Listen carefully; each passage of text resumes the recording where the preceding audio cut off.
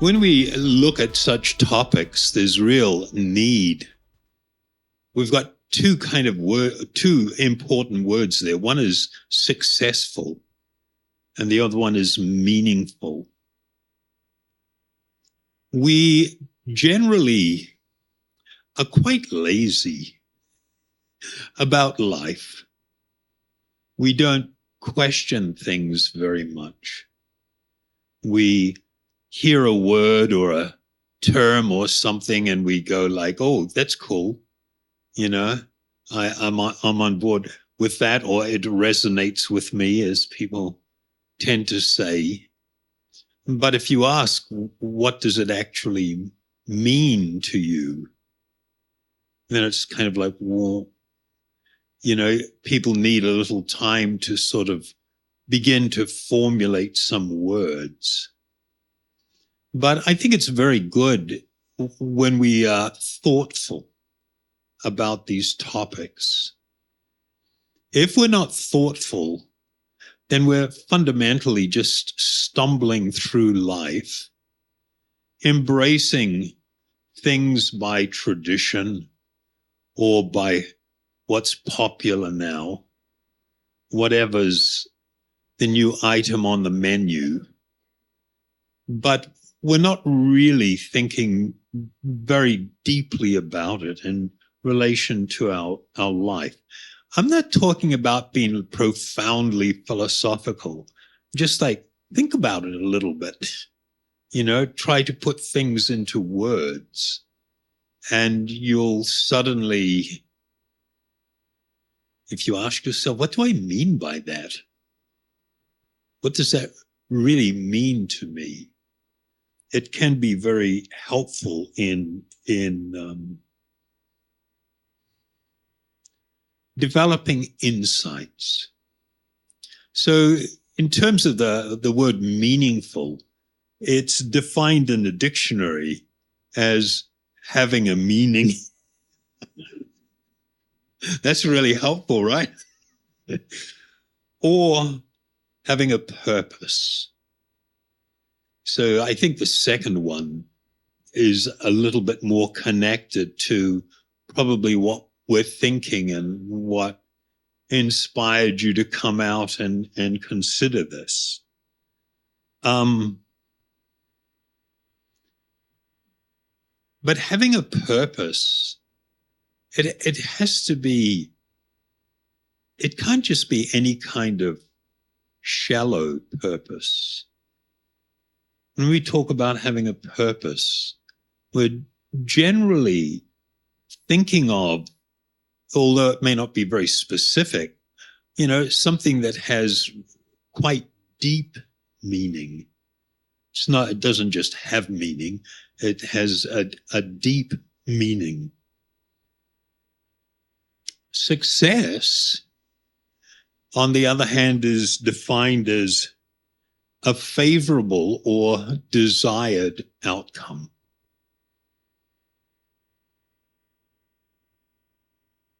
But once again, in the vein of looking at things a little bit more closely, not all of those things that we consider desirable bring success. A really good one is marriage. Before getting into a relationship and considering, a serious commitment, we thought that was highly desirable.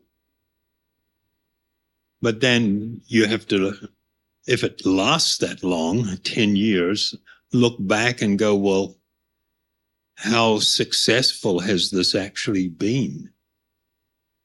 So I'm just making the point that something we may consider to be desirable doesn't necessarily guarantee any real level of success in life. I would like to suggest that happiness is potentially a measure that you could use to gauge success, I guess. Happiness. How happy am I with the situation? That elusive happiness, the thing we aspire for. But if we are brutally honest with ourselves, we rarely actually achieve. Or is that too pessimistic for you guys? You okay with that? Yeah? Okay. Just a little warning. I don't do the fluff. Because the fluff doesn't work. It can contribute to more problems. So I think the need for real honesty and to be guided by wisdom is actually very critical when it comes to things like this, which are actually so very important. We live in the most extraordinary times. I was talking with someone back in New Zealand, where I'm residing, and there was a time not so long ago where my grandparents, when they got married, they were living in a dirt floor house in the countryside. And they used to put newspaper on the walls to create a bit of warmth. That sounds a little bit desperate, but actually it wasn't that long ago. I've lived most of my life in Asia, different parts, but primarily Southeast Asia. And I'm actually most comfortable in those kind of environments where people live such, well, not everyone, but a large percentage live such basic existences, which, of course, I experienced.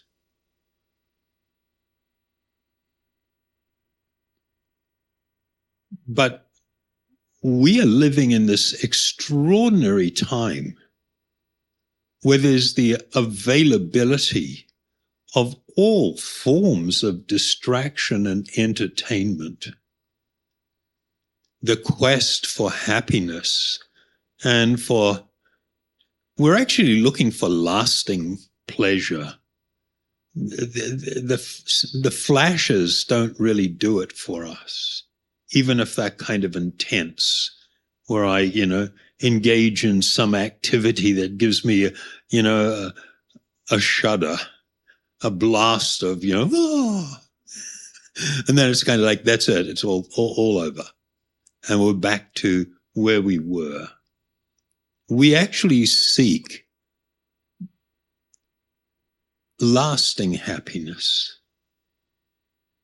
But we are living in a time where it's been described as an epidemic of unhappiness. That's kind of a bit of a downer to hear that and to consider it. People are more engaged in consuming different things, all forms of distraction, entertainment, pleasure seeking. And yet the levels of unhappiness and I hope this is not too serious. Well, no, it's very serious and we should be serious. I hope it's not too disturbing. Depression, it's like off the charts, where we see, especially in the last 15 years, it's not like, a steady ramping up we're seeing this massive jump. And it's highly problematic because we don't seem to know what to do with it.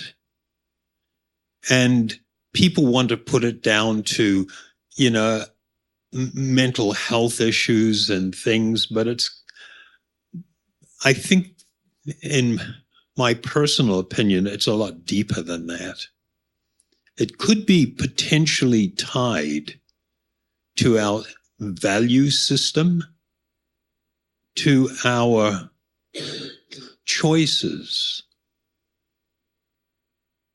to expectations that we may build and have, which are actually unrealistic.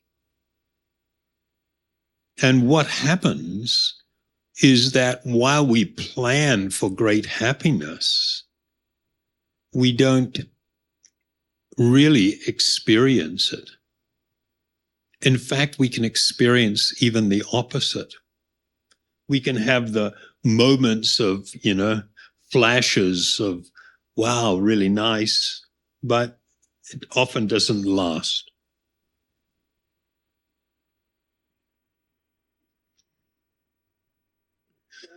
I really feel that I used to run a lot of programs in prisons in New Zealand. And I'll just repeat something I said the other day to some people. Usually the first session that we have, and you're in there with all of these big muscle buff guys with tattoos, and it's just like an ocean of testosterone. It's all,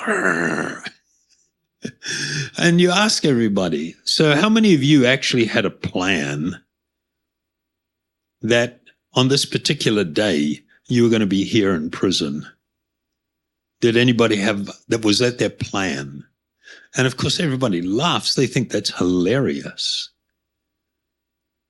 But really, if you didn't plan to be here, in fact, you planned something else, the fact that you are here, doesn't it clearly indicate that you've lost control of your life? Because in your mind, you're heading in a certain direction. You're heading towards an outcome that you think is desirable. But then you end up in this situation. The reality is, wherever we find ourselves at any point in life, it is the product or the result of choices that we have made, decisions that we have taken, actions that we have taken.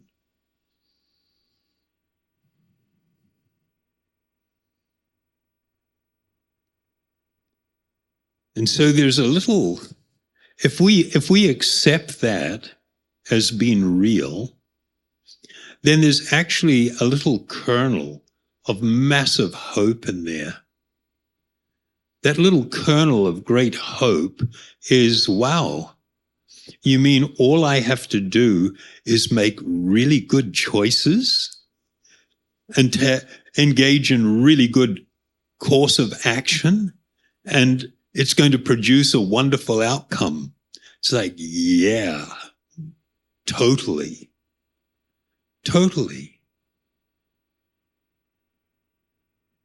We live in a time when we are constantly being sold false promises.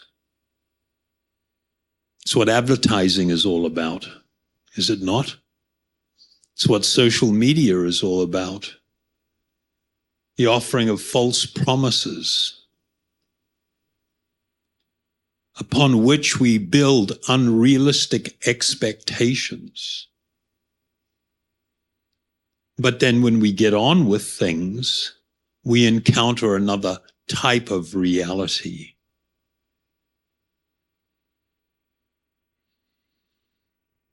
We doing okay? Or Yeah? Nobody want to throw anything at me?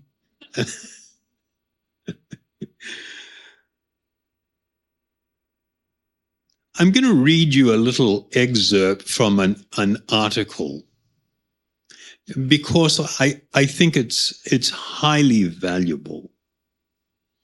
Personal experience is, provided we can look at it clearly, personal experience can be really helpful for us. So there is a gentleman by the name of Mo Godwa. He was the chief business officer at Google X. Google X is, they call it the tech giant's moonshot factory, meaning that's where they dream up all of the extraordinary ways that they can fundamentally exploit everybody and make money through the use of advanced technology. He said he was an engineer to the core, but his life was suddenly turned upside down when his 21-year-old son suddenly died. He had an appendectomy. He had his appendix out, which should have been a really straightforward and simple thing, something routine. And it all went awry, and his young son died.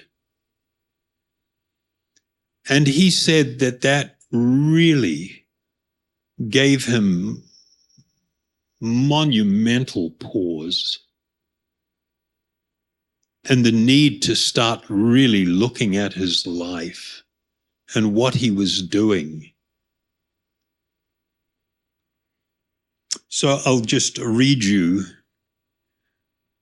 Even before I made it big at Google, you could certainly say that I was at the top of the tree, a former stock market trader. I made a ton of money while working in Dubai. I had a huge house. My colleagues and friends were similarly rich and successful. And to top it all, I had married my university sweetheart and had 2 beautiful children. My life had ticked every box. My Rolls Royces, no, I didn't misread that. That was a plural.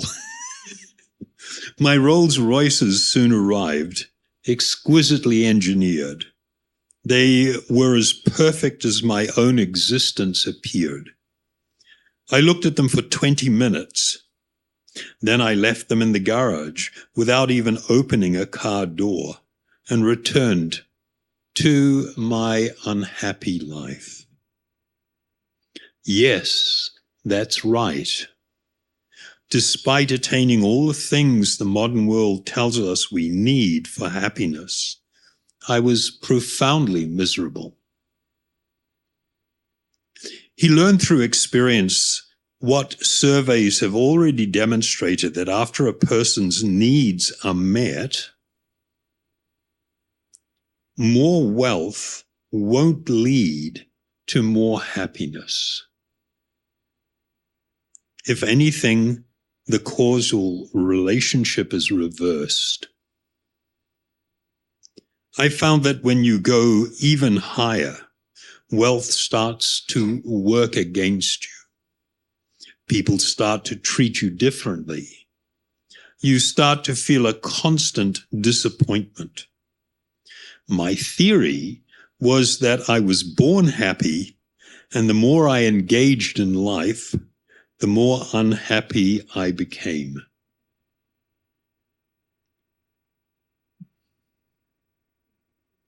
It's kind of like, whoa, that's unexpected, isn't it?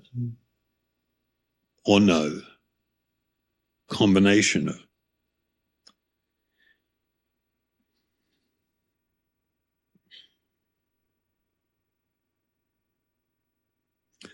I was very unhappy and I was complaining about everything.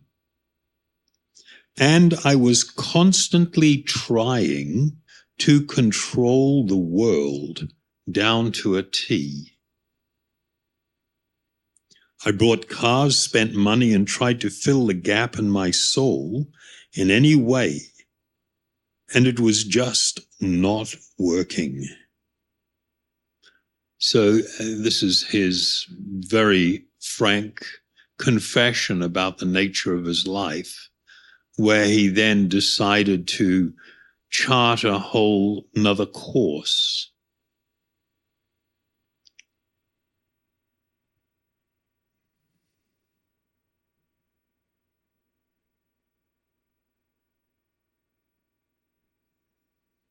The fundamental reality, though, is that material things, material experiences, material relationships are not completely fulfilling.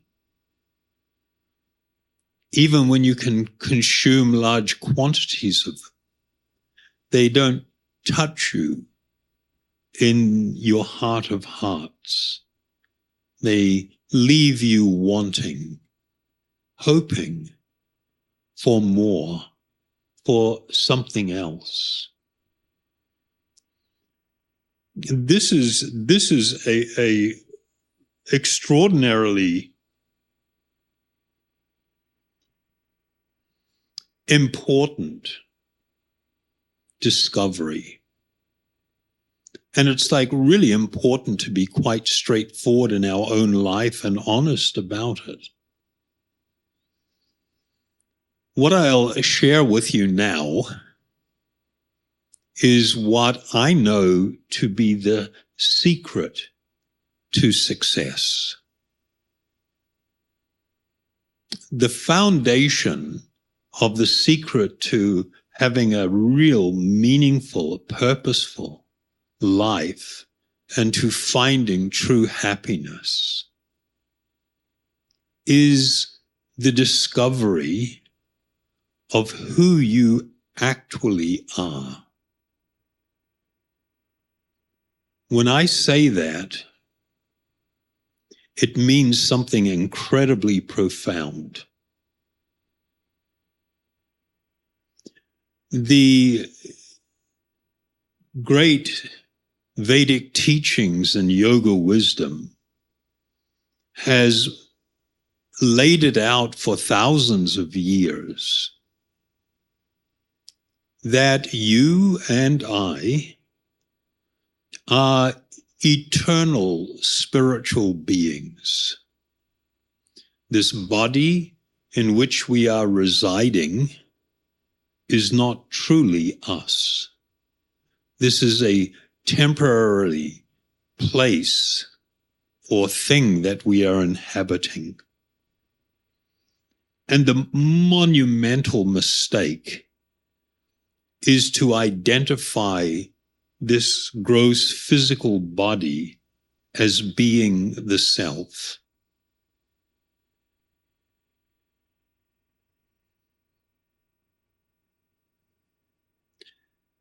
And it is understood that it is actually the pathway and foundation to all unhappiness. Wow. Yeah.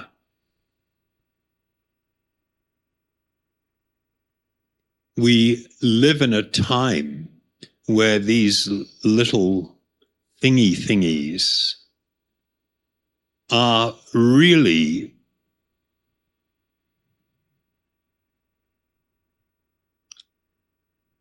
contributing to the erosion of what was always considered traditional and ancient wisdom. These things that I'm speaking of. When you take a picture with this, what is it called? When you take a picture of someone or yourself. What's it called? Selfie. A selfie. Here we have a massive statement that the temporary material body is the self. And what follows from that is that I think how this body looks is going to determine whether I am desirable, whether I am lovable, whether I am acceptable. And that really stinks. That is cruel. That is cruel. I often repeat a little story. I can remember when I was a completely a teenage idiot, as many of us were, and I've got my drinking buddies, right? And everybody likes to get out in the cars on the weekend and scream around and pick up chicks, and that was what was going on, and look for somewhere to party. That was the whole, focus.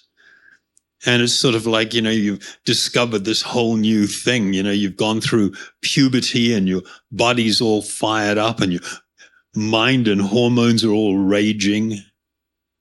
And I'm sitting in the car with my friend, and he's got his girlfriend with him, and she's been really upset with him for a while. And I'm not sure what's going on. Then suddenly she just blurts out, "You don't care about me. You're only interested in my body." And I went like, "What?" And I thought, wow, I didn't think much about it, but it struck me so intensely that over the next couple of years, I frequently revisited that idea because it really touched something in me that we all can have that kind of experience. She is saying, you don't care about me. You just care about and want to have sex with my body. And so she's feeling disconnected in that so-called relationship. She's not feeling anything deeper. It's all just so superficial and on the bodily level.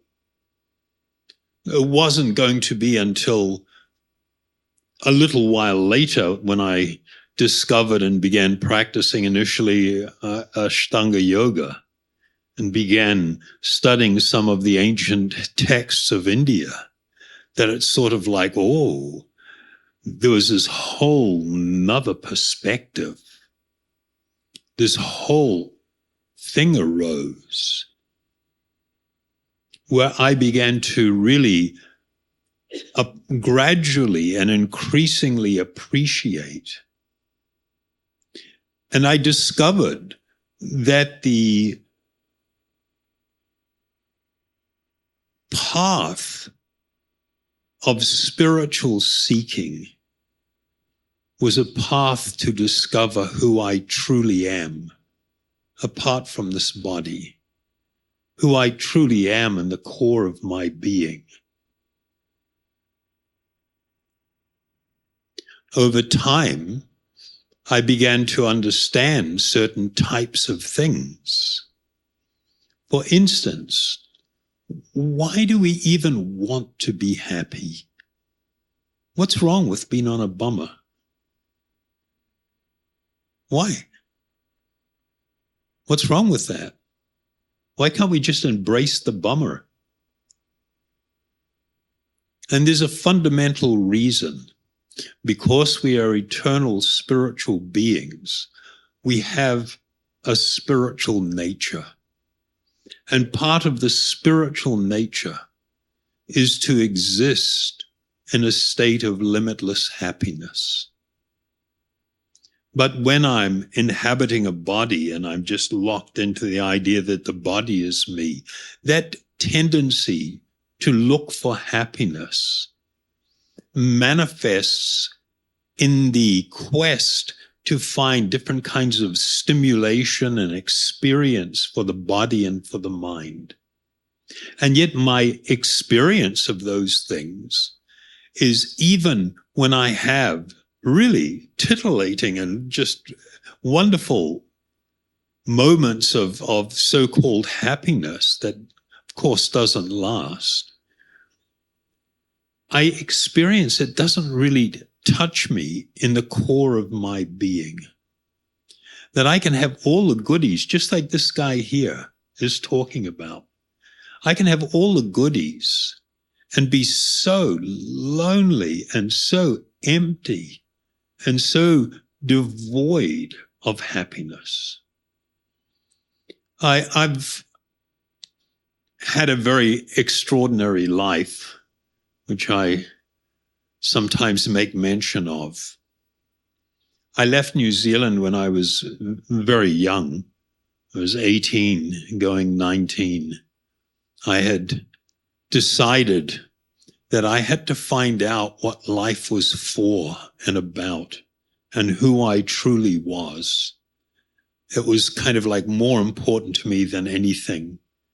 I quickly ended up in India as a monk, living there for quite some time, and went from there out to initially the Philippines to open an ashram with another friend from the same ashram that I was living at.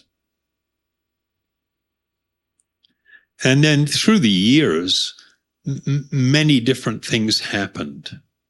As a monk, I would beg, I would walk on the roads, hundreds of kilometers, live a very solitary life, cultivating this inward journey. And I'm not saying this is necessary. This is absolutely not necessary, okay? It's a lot easier than that.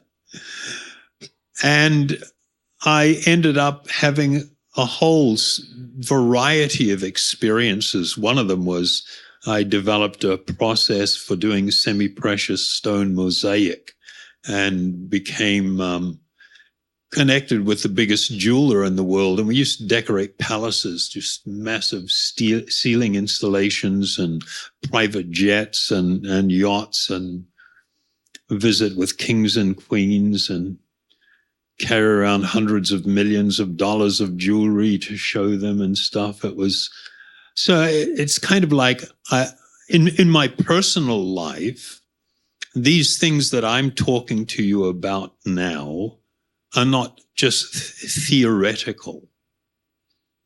I've had the opportunity to see how people are functioning on many different levels, even extremely rarefied atmosphere of, the truly 0.25% or less, 0.1% of the world's population.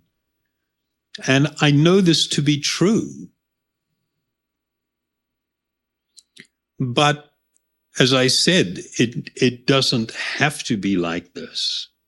In the Vedic teachings, they spoke about the actual purpose of human life was self-discovery, self-realization, and then God realization. That this is what makes life deeply meaningful. This is what infuses life with great and wonderful purpose. And in the process of this journey, to embrace a lifestyle that gives you the greatest opportunity, not only for that discovery, but to experience life has actually been quite wonderful, where you can experience true happiness. But the need to take this journey is of paramount importance. Everything else that you do is minor in comparison.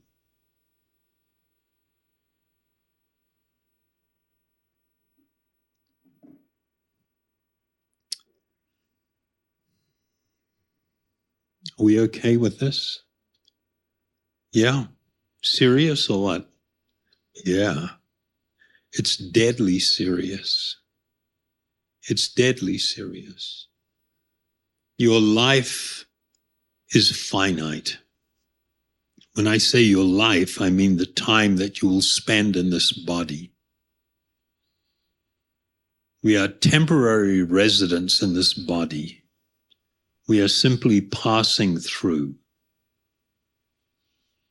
And we should make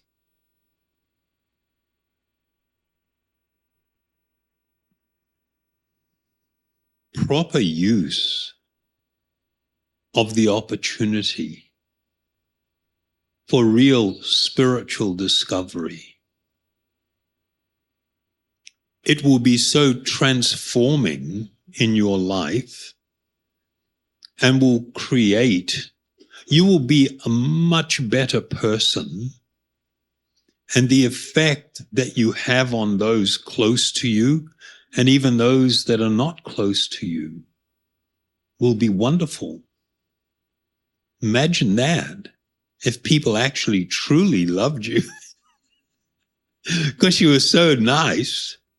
I don't mean artificial nice, but you can actually shed light on things.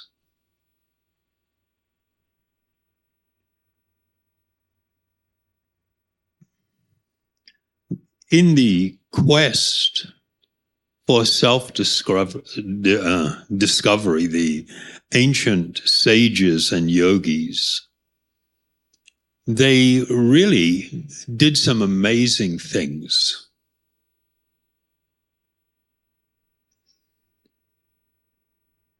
They proclaim that one of the characteristics of the spiritual being is, of course, this need that we have for happiness. It's not just a want. We are constantly driven, even though we may be on a monumental bummer and everything can be going wrong for us. We still hope and aspire for happiness, right? We fear death. Well, the good news first is that you never die. You can't die. You're an eternal spiritual being. Your body can die. Yeah, you're going to up and leave it one day, and the shell that remains is declared dead. But you, the eternal spiritual being, are not dead. You are the one that brings life to the body. And when you leave, the life is gone. The life is not dead. You're still alive. It's only the body that is dead. You have a monumental capacity and desire for love. To both love and to be loved. This originates from the soul itself. Actually, I don't really like using this word soul very much. It's sort of, everybody's very confused about this word. The Sanskrit word is Atma. Atma, literally translated, means the self. So they say the body is not actually the true self. The person residing within is the true self. Most people in the Western world, if you ask them about what is a soul, the most common answer is, if people believe in the existence of a soul, they will go, oh, I have a soul. And my response to that is, no, you don't. You don't have a soul. What's this guy talking about? You are the soul. If I make that statement, I have a soul, then I would ask such a person, okay, then who exactly are you? Who is the owner of the soul? I have a soul. And what exactly is the soul that you have? And of course, you ask that question and everybody's just like, that's too far out. But it shows you the flaw in many of the things that we sort of feel and think about and accept, but we don't look at very closely. Like the assumption that, material things will basically fulfill me and make me perfectly happy. So the living being, the spiritual being, by nature and inherently desires to love and to be loved. That's where it arises. It is a spiritual desire. And the way in which this love is expressed or manifest is in acts of great kindness, isn't it?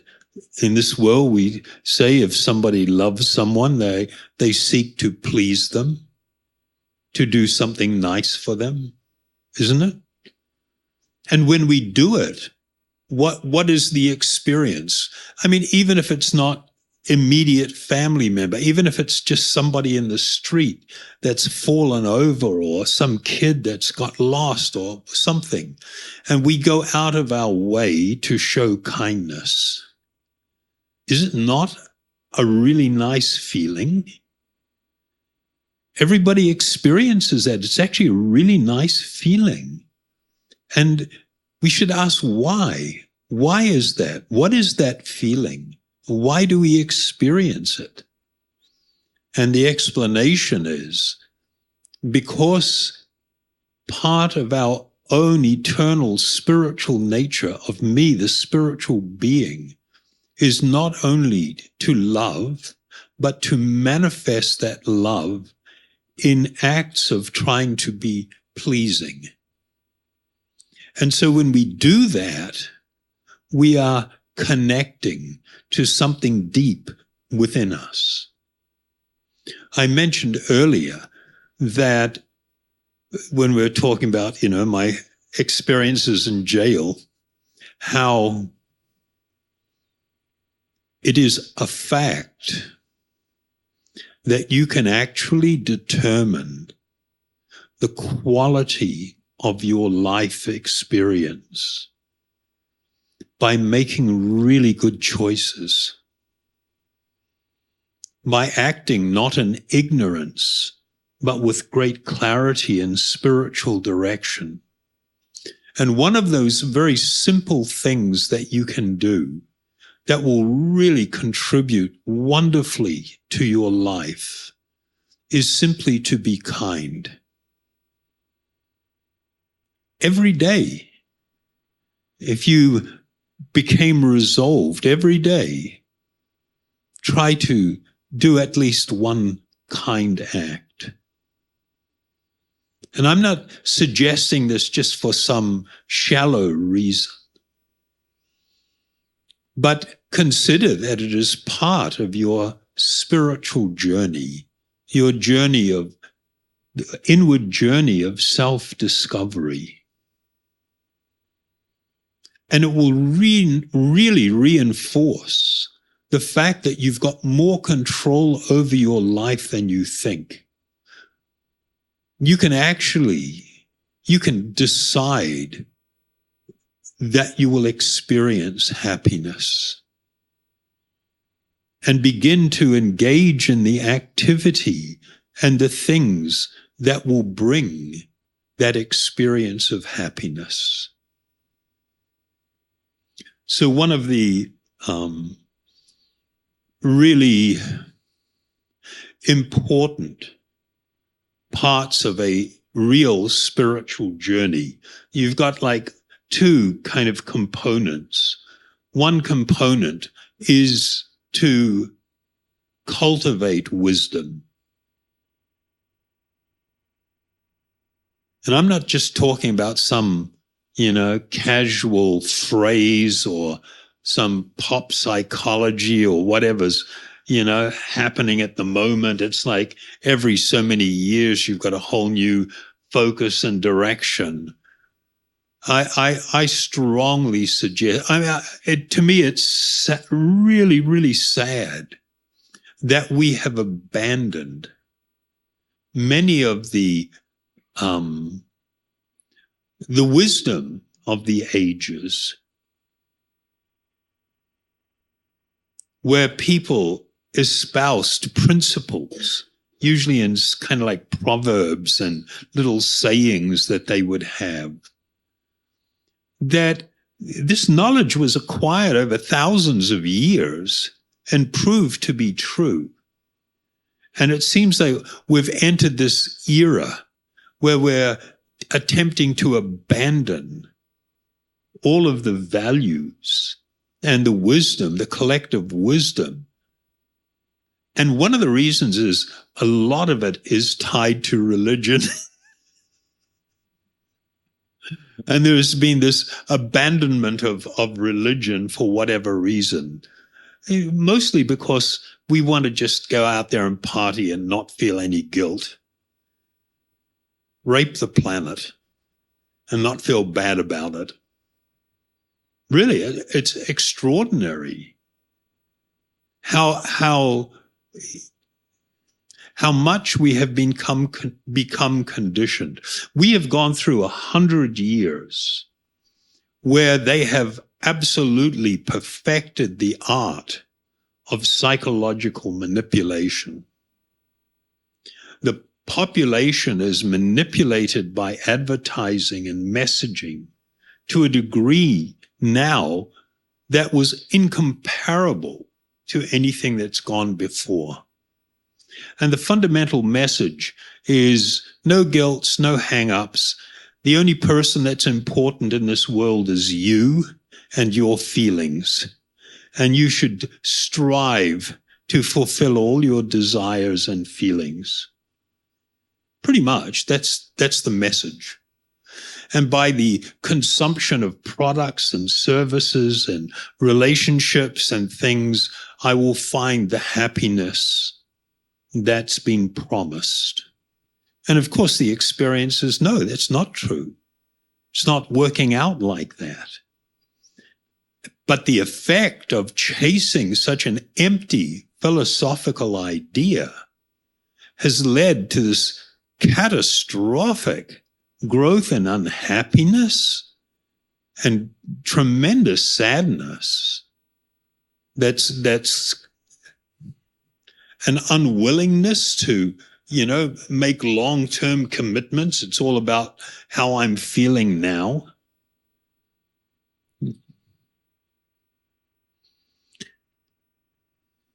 We have the ability to live a happy and successful life. The need to cultivate wisdom, to actually cultivate answers to your big questions. And a lot of it means you'll find it's tied to tried and tested, very ancient wisdom. That is going to help you in your decision making and guide you in your life and guide you in your relationships. But the massive transformation comes from the cultivation of this deeper appreciation that I am an eternal spiritual being, temporarily passing through in this body. I'm not going to be here that long. It all comes to an end rather quickly. The aging process is mind-boggling. It's really astonishing.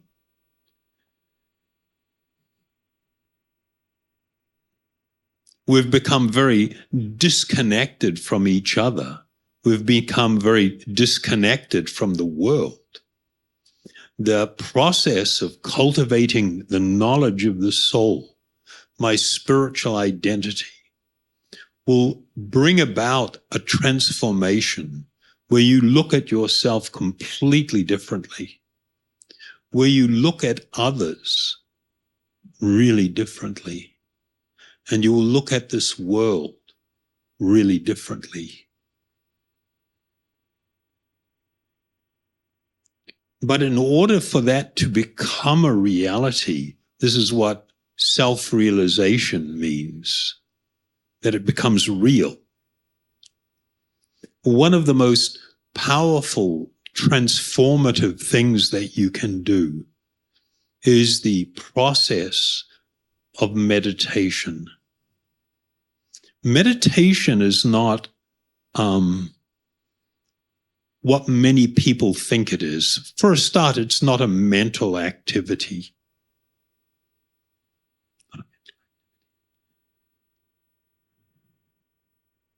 It's not just an activity of the mind. Meditation means immersing myself in that which is transcendental or that which is spiritual. Just like on a really hot day and you're all sweaty and you go down the beach and you walk out into the ocean and you immerse yourself in the cooling waters. That image is what meditation is.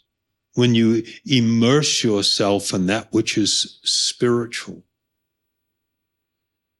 And it is the power of that which is spiritual that begins to have a cleaning or a purifying effect on the heart and on the mind. It begins to dissipate the fog. I mean, just this idea. I don't know what you guys think, like what I'm talking about, this idea that you are not this body that's sitting here on the chair. You're the one inside. You're the one inside. But it's kind of like, what do you mean by that? I'm not the body. You know, we've spent so much time sitting in front of a mirror and looking at ourselves in shop windows when we walk past, you know, we can't help it.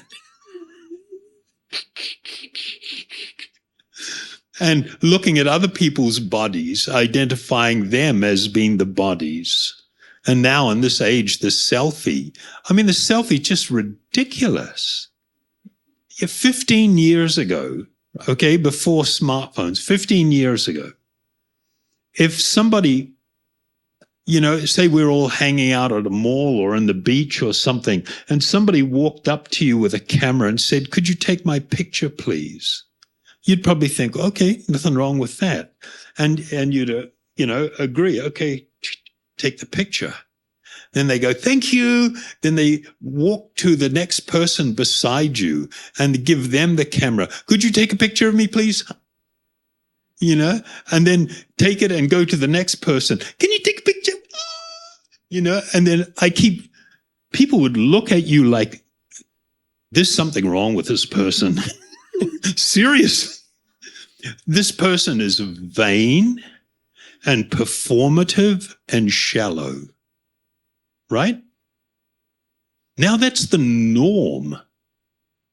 That's the norm. We have lost the plot. Big time. In order to get back to reality, you need some guiding star. You need some torchlight of knowledge. You need something that's showing you the way. And this is what I will call yoga wisdom is really all about. But it cannot just be mental understanding. You need to engage in activity where you begin to experience the reality of it. It's more than just, oh, yeah, that's interesting. Oh, never thought of that. It's way beyond where you start actually seeing differently. If people would adopt the process of the cultivation of wisdom, yogic wisdom, and they would engage in the meditation process, this world would be a lot happier. We'd be consuming way less. People wouldn't be so hungry and just chasing things. People would not be so harsh with each other. And there's a deep spiritual reason for that. If you begin to identify yourself as an eternal spiritual being, then you look upon all others as also being my brothers and sisters. We are all eternal spiritual beings. And I have no right to abuse, to use, to exploit, to be mean, to be anything other than helpful. We will be inspired to be helpful. One of the great qualities that will manifest in everyone's life is compassion. Compassion doesn't mean that you become weak. Compassion would also require you to be incredibly strong. And out of compassion to stand up, to protect others. But it has a whole nother focus. So this process of meditation, which we're sharing with you, this has been practiced since time immemorial. It is a practice of taking transcendental or spiritual sound. We're not just talking about empty syllables. So the example I always use is, it's just like, there you've got this microphone on a stand here.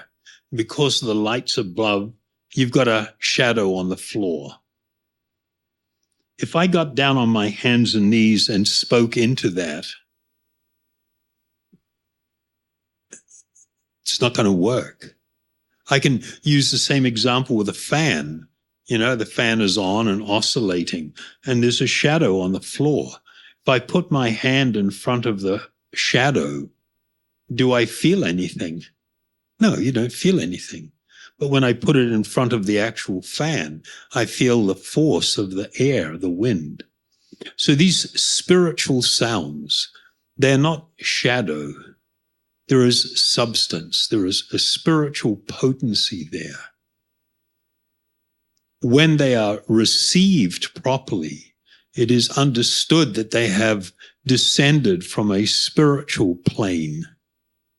And if I immerse my heart in these sounds as a regular meditation practice, it will have the effect of dissipating the fog that I am currently living in. And as the fog dissipates, I begin to see everything differently.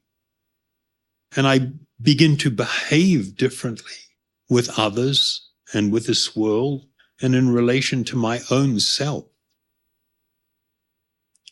The meditation process is utterly transformative.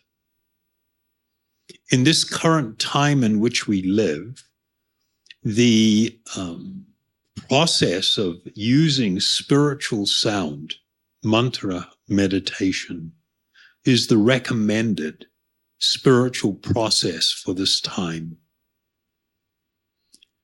So what I'd like to do, and so I'll just let you know what we're going to do. I'm going to lead you in a short chant. You want to help? Thank you very much. Lead you in a short chant. And what I'd like you to do is perhaps, if you want, close your eyes so you feel relaxed and comfortable. And do you want to do the harmonium? I'll do this one. I wasn't going to go for it yet. I'll get it in a minute. And just let it go. Just let it go and open your heart and take in the sound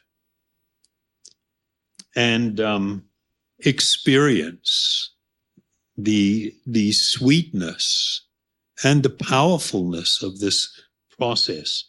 After we're done with that, then we're going to have a break. If you want to grab a tea or anything, you're free to do that. And we'll do a little Q&A. And I'll sit here as long as you want and answer any questions. If you want to get rid of me, don't ask any questions. It is my great joy. I have been very blessed with the association of wonderful spiritual personalities that have actually transformed my life. I've been engaged in this particular type of process for about 54 years. That used to sound like a scary number to me. Now it doesn't. It's kind of like a big zero.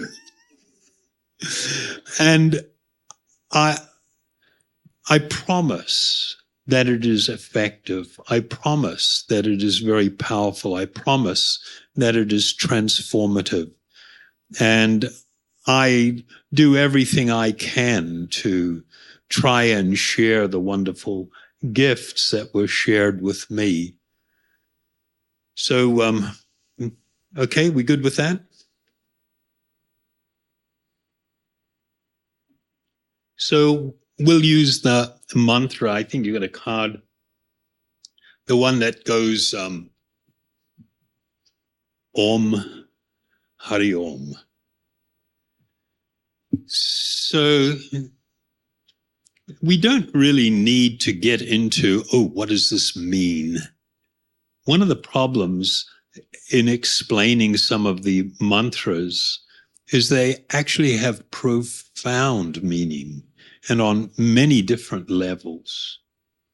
But in terms of literal translation, Om represents the highest and most complete absolute truth. The sound Hari references the one who removes the burden of our heart. Sounds pretty nice, yeah? So I will chant. You want to? Yeah. I'll chant the mantra twice and then invite you to join and chant twice also.